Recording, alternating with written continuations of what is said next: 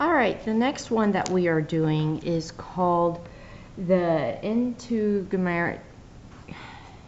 I had trouble saying this one.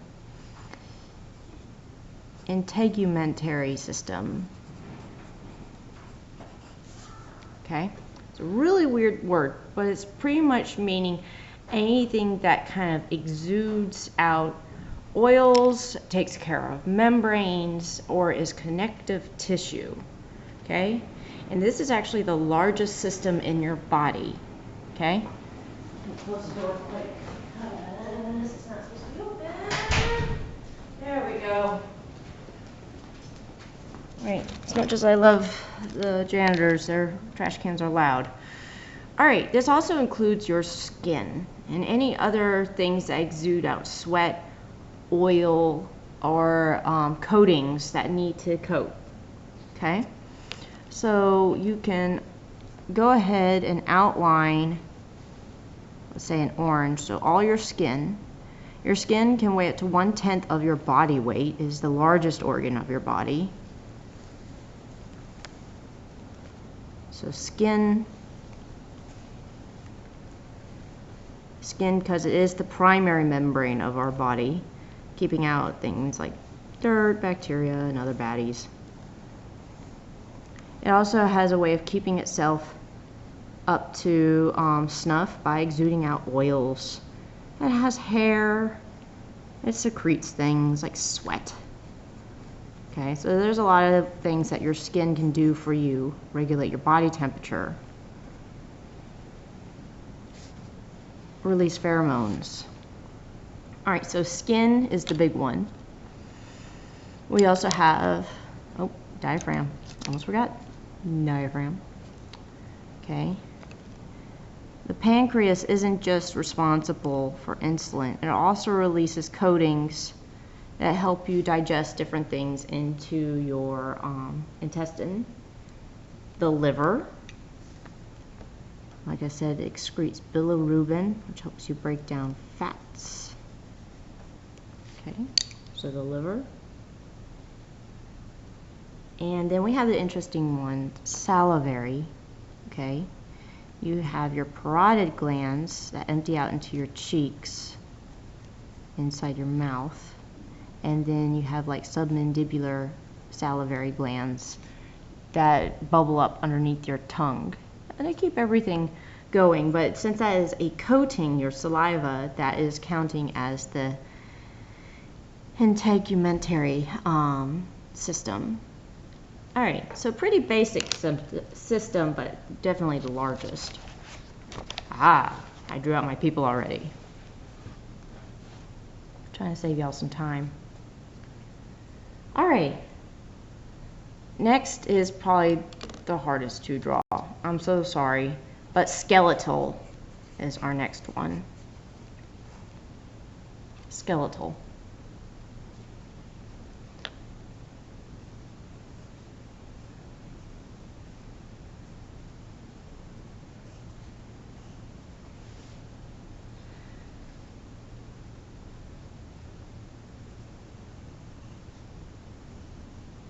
Of course, having your bones inside of you. Just do it as best you can. Getting the general gist of it is pretty much what I'm looking for, though. So we have maxilla, the top jaw, mandibular, the bottom jaw. We got our eye sockets.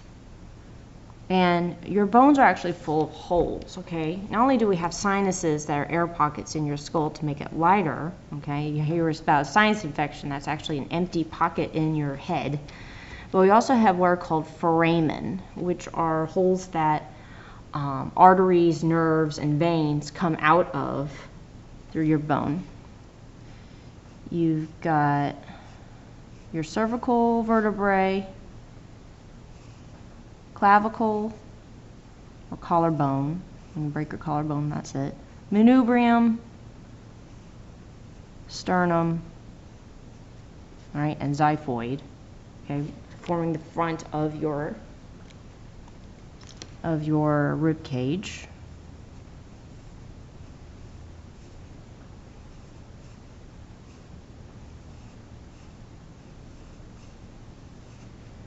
So the true ribs actually attach to the sternum. Nothing attaches to the xiphoid. It actually can be broken off pretty easily. Like, let's say in a car accident when your airbag hits you. But true ribs hold on to the sternum itself. Then you have the floating ribs. For your pelvis is pretty much just a big cradle with a hole down the middle for things like urethra, anus, and reproductive openings for women, and also birthing. Okay, it's going to be wider in men and smaller in ladies. Wider in women and smaller in men, because the women, well, we need to birth the babies. So go ahead, draw it out. Pubic symphysis.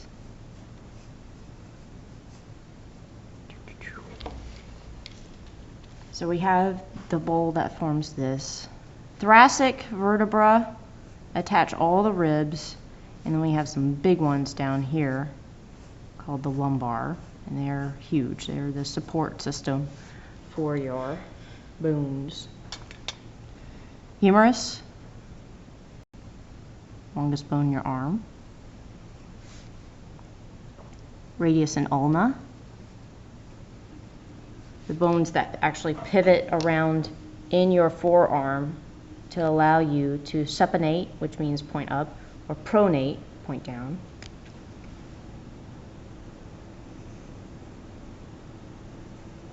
Because you have those two bones in your forearm, you're able to rotate it.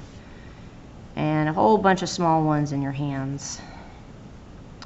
You have 8 bones in your wrist, and your metacarpals, carpals. Coming out of your hips, you of course have your femurs.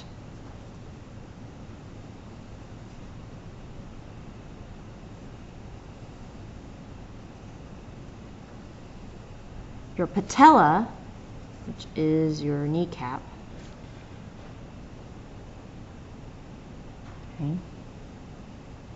Fibia and tibia. Coming down into the bones of the ankle and then tarsals of the foot.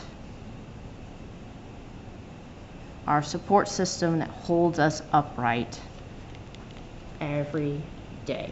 So that's skeletal. Just do the best you can. And no, we're not going to name out all the bones because you have 206. That's a lot of labels. This is a whole chapter of the book just to know the bones of the body and all the different foramens and what they hold.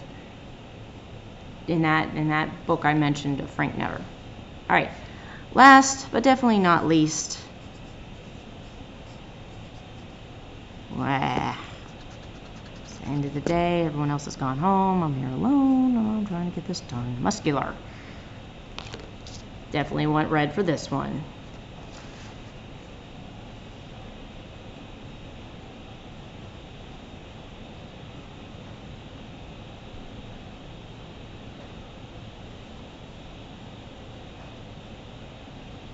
So many facial muscles, so many.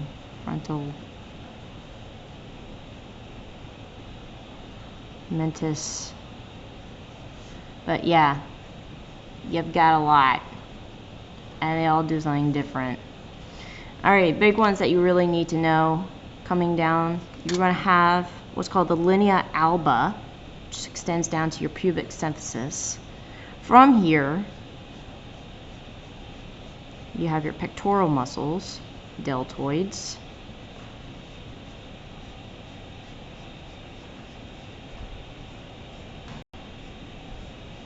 Okay.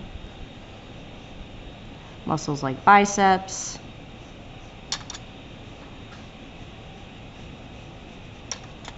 A whole bunch of muscles that crisscross applesauce to help with that supination and pronation I was talking about.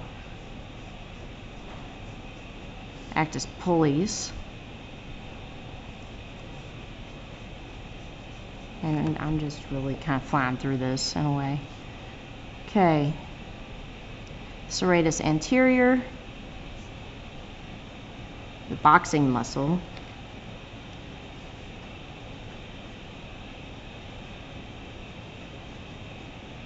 And then for people who really work out,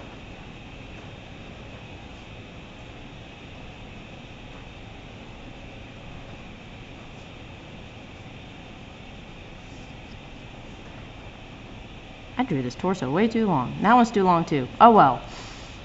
So let's just start adding. Some people have what's called the pyramidus. Okay. And we had to dissect so many of these out of the body. Muscles, sometimes it just get lost with all of them. It's a lot. It is a lot. Okay, we got pronators, supinators.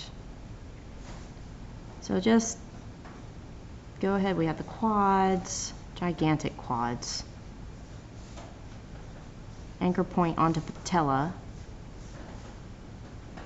And we do have the shins, okay? It hurts so much because there really isn't anything there. It's literally just connective tissue, a little bit of fat, and skin. There's no muscle in between. So when you get kicked there or you hit your shin on something, that's why it hurts so much, because there literally isn't any muscle there. All right, and sorry, I want to go home. All right, just fill in that area right there, and don't forget about your umbilicus and linea alba. It goes down the middle of everything. So musculature is your last one. Those are the two most complicated that we had to draw out, other than the lymphatic system. All right. Whew. So go ahead, copy those. Have them available whenever you think about science in your notes. All right, and I can't wait to see what y'all come up with. Take your time with this one. You do not have to do it all in one sitting. If you want to print out my human silhouette that I'm going to have for you, go ahead and do it. All right, talk to y'all later.